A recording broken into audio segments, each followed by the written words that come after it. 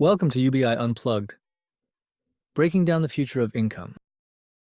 All right, let's see what the hype is about today. Excited to dive in.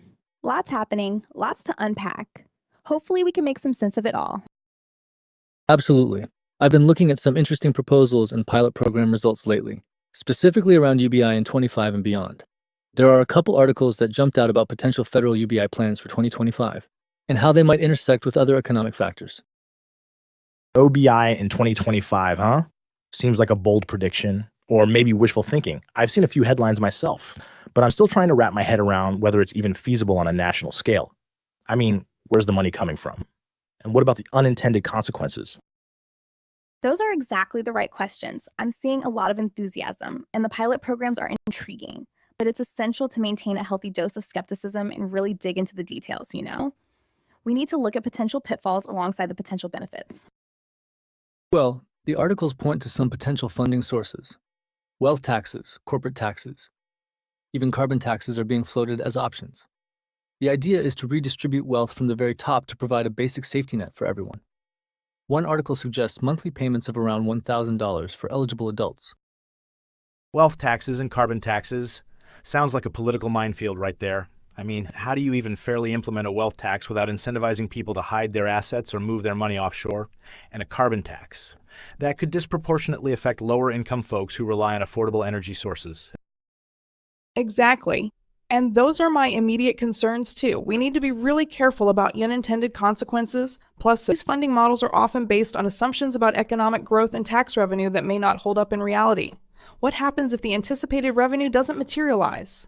Does the UBI program get cut back, leaving people in an even more precarious situation?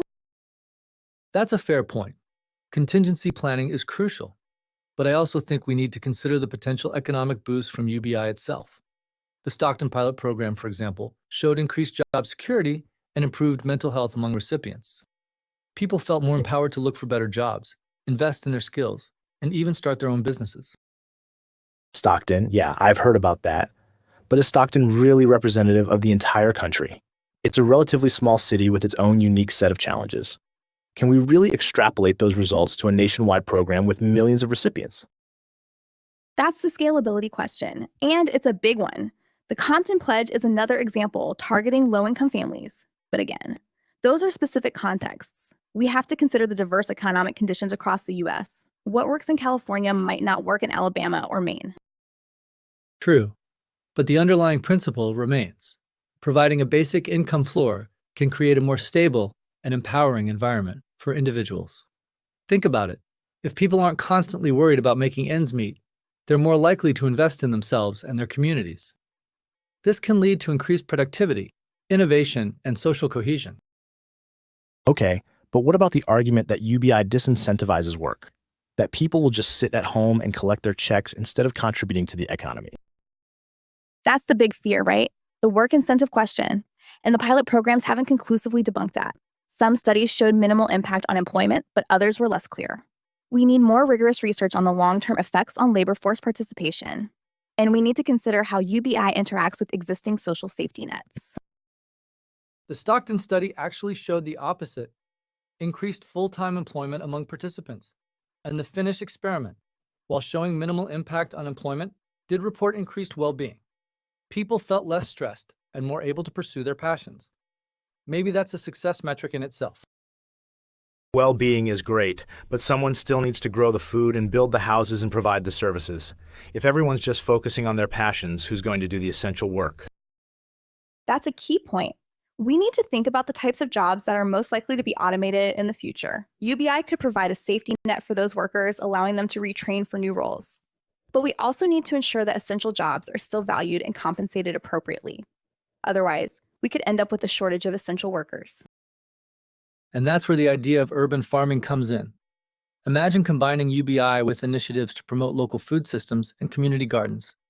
UBI could provide the initial financial stability for people to participate in these initiatives, learning new skills and contributing to their communities, while also addressing food security issues. Urban farming? Seriously? That sounds like something out of a dystopian novel. I mean, I appreciate the sentiment, but can urban farms really produce enough food to feed a city? It seems like a drop in the bucket compared to large-scale agriculture. I think it's more about supplementing existing food systems and building resilience at the local level. Urban farms can provide fresh, healthy food to communities that might not otherwise have access. They can also create green spaces, reduce transportation costs, and promote community engagement. Exactly. And UBI can be the catalyst. People could use their basic income to purchase supplies, take courses in sustainable agriculture, or even start their own small urban farming businesses. It's about empowering communities to take control of their food security. Okay, I see the connection. But even if we have thriving urban farms, how do we ensure that everyone has access to the food? Will it be affordable? Will it be distributed equitably? Those are critical questions. We need to think about the infrastructure and logistics of urban food systems. How do we transport the food from the farms to the consumers? How do we prevent food waste? And how do we ensure that low-income communities aren't priced out? Community-supported agriculture, CSA, models, farmers markets that accept SNAP benefits, and partnerships with local food banks are all potential solutions. The key is to create a system that is both sustainable and equitable.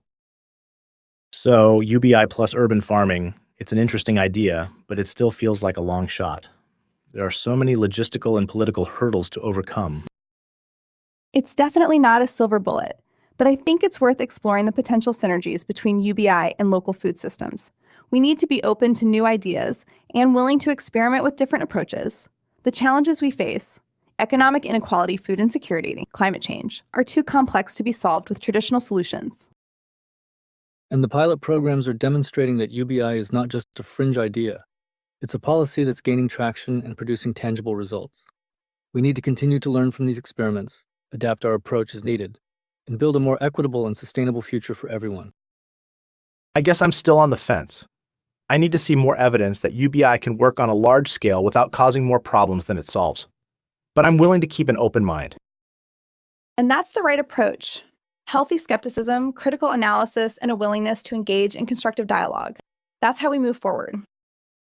Absolutely. The conversation needs to continue. And, the article also mentions some interesting things about Social Security cuts and security clearances. Seems like maybe not the best time to be weakening social safety nets if we're considering UBI as a serious alternative. Wait, what? Security clearances? What does that have to do with UBI? I saw that too. Seemed a bit out of left field. It probably doesn't directly impact UBI, but it reflects a certain approach to governance, a focus on cost cutting, and a potential disregard for the needs of vulnerable populations. Exactly. And cuts to Social Security staffing, office closures. It all points to a short-sighted approach to economic stability. How can we talk about UBI as a way to empower people when we're simultaneously weakening existing safety nets? Well, the argument is probably that it's about rooting out waste and fraud, right? That's what they always say. But is there real evidence of widespread abuse, or is it just a convenient excuse to dismantle programs that benefit the poor and working class? And how will those cuts affect the people who rely on Social Security the most, the elderly, the disabled, those in remote areas who lack access to technology?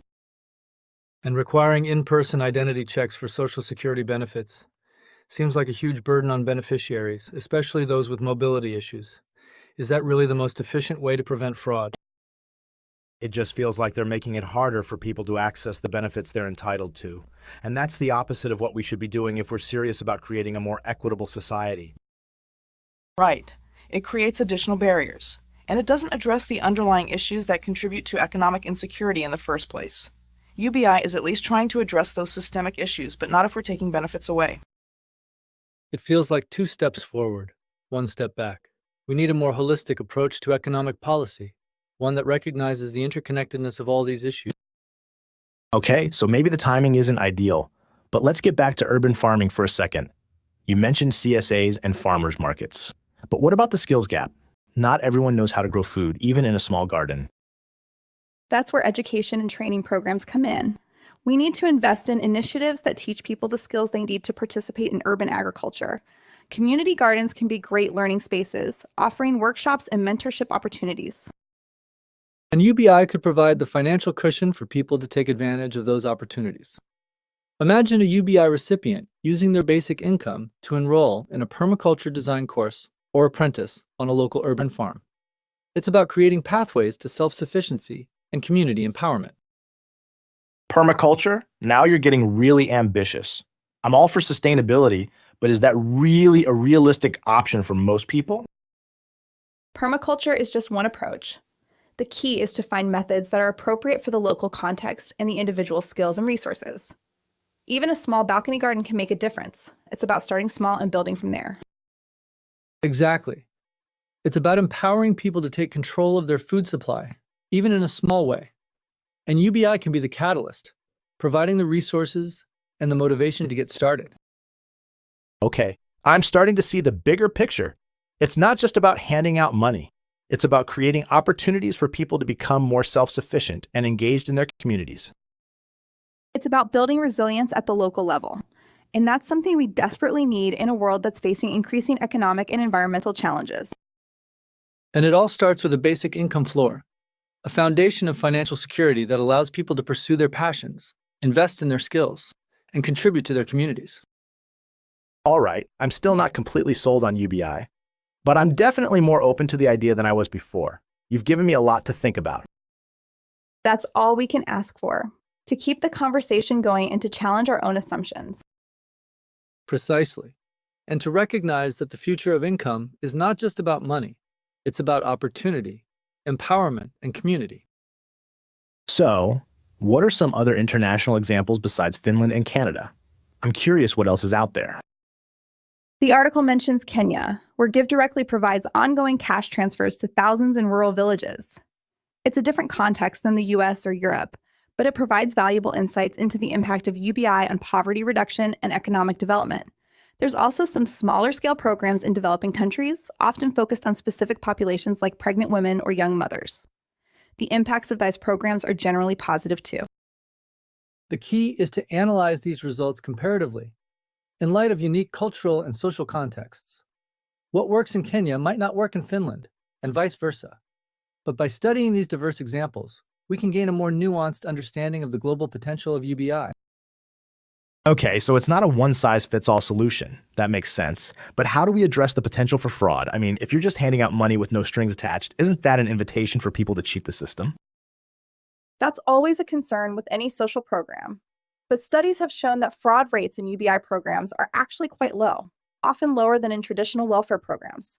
The administrative simplicity of UBI makes it easier to monitor and prevent fraud. And the no strings attached aspect can actually reduce the stigma associated with receiving benefits, making people more likely to report any suspected fraud. It's about building trust and creating a culture of accountability. All right, so maybe fraud isn't as big of a problem as I thought. But what about inflation? If everyone suddenly has more money to spend, won't that just drive up prices? That's a legitimate concern, and it needs to be carefully managed. The impact on inflation will depend on a number of factors, including the size of the UBI payments, the funding model, and the overall state of the economy. Some economists argue that UBI could actually reduce inflation by stimulating demand and increasing productivity. And if UBI is combined with policies to promote local food systems and sustainable agriculture, it could actually help to insulate communities from the effects of global price shocks. It's about building resilience and creating a more stable and equitable economy. Okay, so it's a complex issue with no easy answers. But I'm still worried about the long-term sustainability of UBI. How can we ensure that the program will be funded for years to come, especially in the face of economic downturns or political changes? That's where the funding model becomes so critical. We need to find a revenue stream that is both stable and progressive. Wealth taxes and carbon taxes are potential options, but we also need to consider other sources of revenue, such as taxes on automation or financial transactions. And we need to build a broad coalition of support for UBI so that it's not just seen as a partisan issue. It's about creating a shared vision for a more just and prosperous society. Easier said than done, right? But I appreciate the optimism, and I agree that we need to find new ways to address the challenges we face. And to be honest about the potential challenges and pitfalls, there are no easy answers, but we can't afford to be afraid to experiment and to learn from our mistakes. Exactly. The future of income is not fixed. It's something we can shape together. And UBI is just one piece of the puzzle. So, what are some concrete steps that people can take to support UBI and urban farming in their own communities? Get involved in local politics. Contact your elected officials and let them know that you support UBI and sustainable agriculture. Volunteer at a local community garden or food bank. Educate yourself and others about the benefits of these policies. Support businesses that are committed to paying living wages and sourcing their products locally. And talk to your friends and family about UBI and urban farming. The more people who are aware of these issues, the more likely we are to see meaningful change. All right, I can do that. Thanks for the conversation. It's been really helpful. My pleasure. Let's keep talking about these issues. Absolutely. Thanks for joining us on UBI Unplugged. Until next time.